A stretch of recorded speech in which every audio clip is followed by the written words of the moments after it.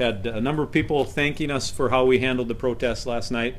We were committed to doing everything we can to ensure a peaceful protest. And the way I look at this is that, were we successful? What are the factors for if we were successful or not? No one got hurt. There was no property damage. People got to express their emotions and their First Amendment rights. We didn't clog up the judicial system with a bunch of arrests. So, again, part of policing is that we are right now under such intense scrutiny. Everybody's saying, well, you should have done this, you should have done that. What is the right answer, right? I look at it as no one got hurt. It was very peaceful. There was some agitators that showed up in the crowd. I was down there. I was going through, there's people saying, well, I was stuck in traffic. I crossed that protest line many times, and those that were stuck in traffic were there because they chose to. There was other venues where they could have easily turned off, which most people did.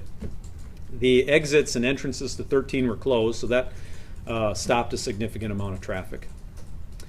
So the road wasn't as busy. But those that were driving behind the protests or saying that they were stopped was because they didn't choose to go off on one of the other side streets to get to another avenue. So, rather than ramble on here, maybe I'll take some of your questions and answer them to the best of my ability.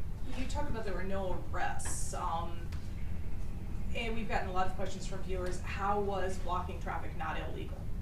Well, we were committed to ensuring, for one, that the freeway was maintained closed, right? It's dangerous, high speeds, critical for transit. This was later at night, well beyond rush hour. Traffic was light.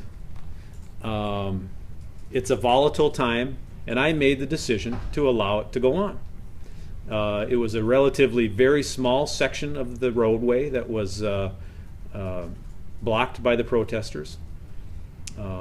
You look across the country and you look at some of the protests.